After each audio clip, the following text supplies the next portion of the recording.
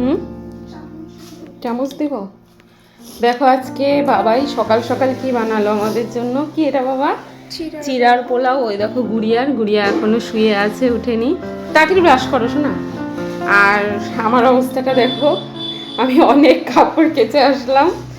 আর হচ্ছে কি লাগবে? চামচ আমার জন্য আছে রান্নাঘরে, হ্যাঁ আমি নিয়ে আসি। এই দেখো এখানে কত জামা কাপড় কাচা হলো সকাল সকাল। ওই যে রাস্তা পর্যন্ত দেখতে পাচ্ছি, সব জামা কাপড় কেচে দিলাম। আর এখানে এখনো এক বালতি চুবানো আছে, এটা কাচবো।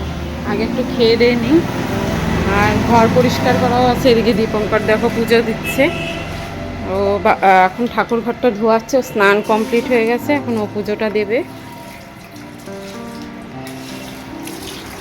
কেমন হয়েছে বাবা? ভালো? ভালো হয়েছে? নিজে বানাইছিস? ডাল নিয়ে বসছিস সবার পেছনে। কালকে ডাল। হাতা লাগবে মা। তুই চামচ বললি কেন হাতার বদলে?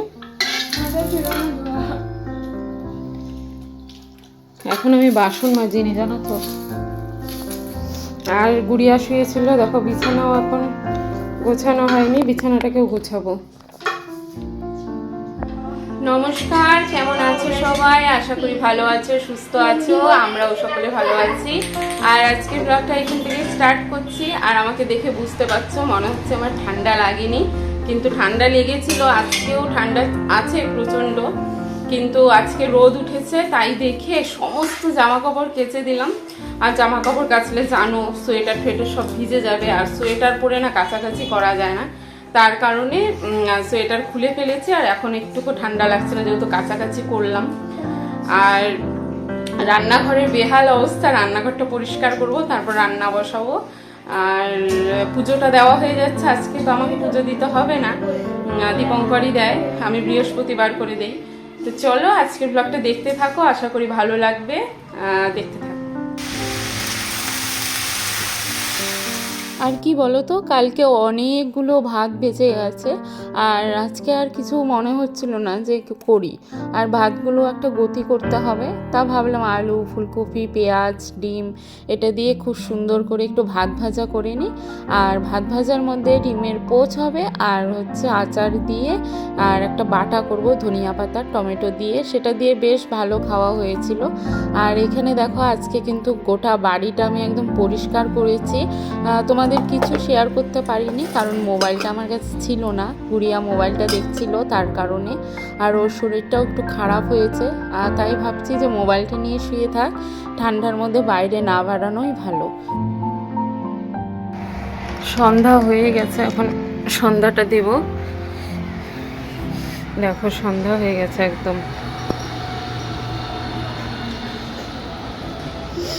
আর এখানে বসেছিলাম, এই যে অন্ধকারে এডিট করছিলাম। আর এতে দেখো এগুলো সব করতে হবে, গোছাতে হবে, ঠিক আছে? এগুলো হচ্ছে আগের ক্লাসের বই সব।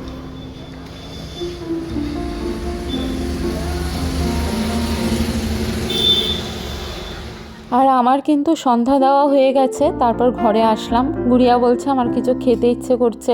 আমি বললাম যে কালকে তো কেক বেঁচে গেছিলো, আর সেই কেকটা খাওয়া হয়নি, চল সবাই মিলে খাই।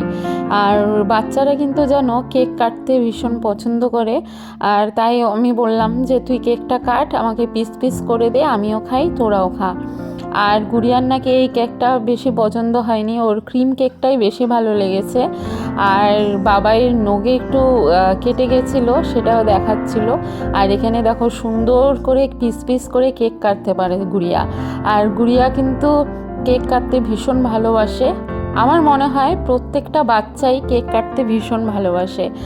আর কেকগুলো খুব সুন্দর করে পিস করেছিল। আর এই কেক খেতেই ওদের প্ল্যান হলো আজকে মোমো খাবে, খুব নাকি মোমো খেতে ইচ্ছে করছে। তারপরে এখন দুজন মিলে রেডি হয়ে যাবে মোমো আনতে। আমি বললাম আজকে আনতে হবে না, আজকে বাদ দে, কালকে আনিস। বলছে না, আমরা আজকেই মোমো খাবো, আর এখনই যাব আনতে। আর দীপঙ্করকে তাই বলা হলো যে মোমো খেতে চাচ্ছে, ও বললো তাহলে থাক, খাক, অনেক দিন হয়েছে মোমোটা খায় না। তারপর ও মোমো আনার পয়সা দিল। আর এইদিকে দেখো কি নিয়ে জানি হাসাহাসি হচ্ছিল প্রচণ্ড পরিমাণে। আমি ভুলে গেছি। ভয়েসটা যেহেতু পরে দিচ্ছি তার কারণে কি কথা হয় না হয় না সব ভুলে যাই। তোমাদেরও কি এমনটা হয় যে ধরো ভিডিওটা করে রেখেছো, তখন কি কথা বলেছিলে ভয়েস দিতে বসে কিন্তু ওটা মনে থাকে না? আমার তো খুব হয়। আর কেকটা কিন্তু খুব একটা খারাপ ছিল না, ভালোই ছিল। কেকটা খেতে বেশ লাগছিল, অনেক টেস্টিও ছিল।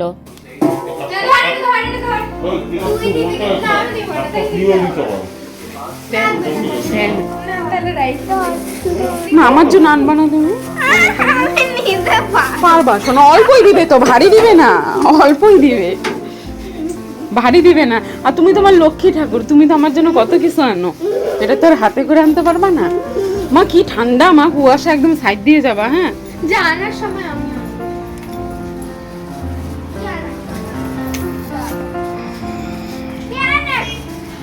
কি আনবো সুপ, আমি নিয়ে যাবো সুপে।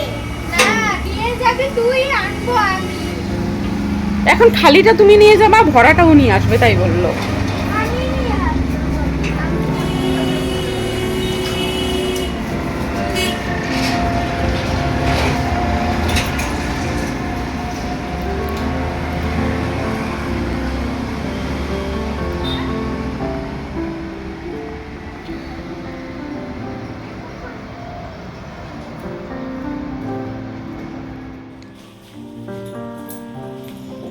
আনছিস? খুচরা নাই, খুচরা নাই বলতে ও 10 টাকা ছিল না?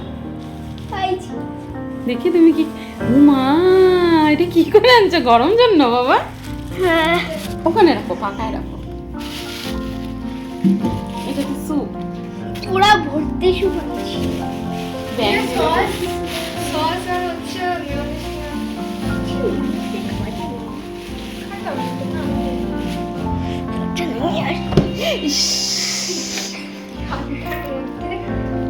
স্যুপ খাইতে তো চামচও লাগবে গো।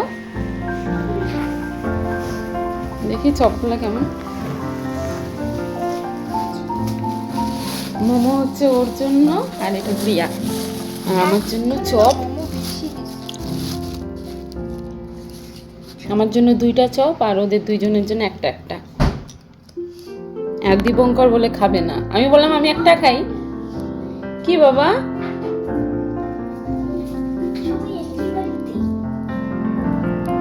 সবাই একই বাড়িতে বলতে? এরা দুজন একই বাড়ি। দেখি ভর্তি বলে স্যুপ দিছে, দিবে তোমাকে ভর্তি। দিতে পারে না নাকি? ভাবো তো এটা। এটা ধরতেছি।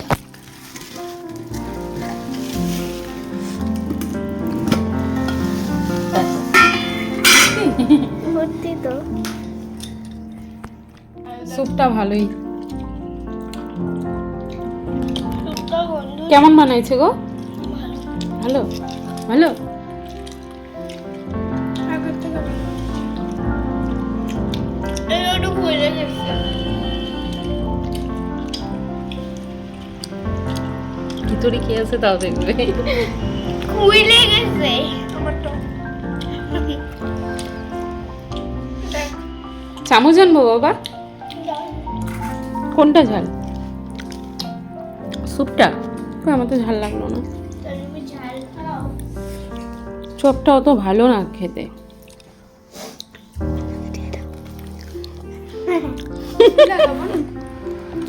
লাগবে না, দে দে, অল্প দে, বেশি দিস না।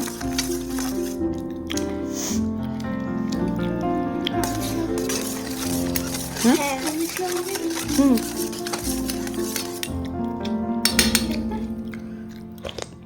হুম এটা এখানে লবণ দিবি।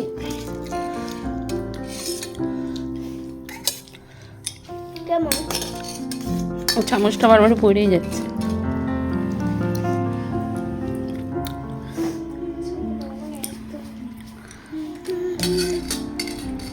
হ্যাঁ, বেশি দিলে পরে লবণ কাটা হয়ে যাবে। আর একসাথে খাওয়া দাওয়া শুরু করে দিয়েছি, দেখতেই পারছো। আবার ভিডিওটাকে দূর থেকে দেখাবো দেখে ক্যামেরাটা সেট করে আসলাম। তো চলো, আজকের ব্লগটা আর বাড়াবো না, আজকের ব্লগটা এখানেই শেষ করছি।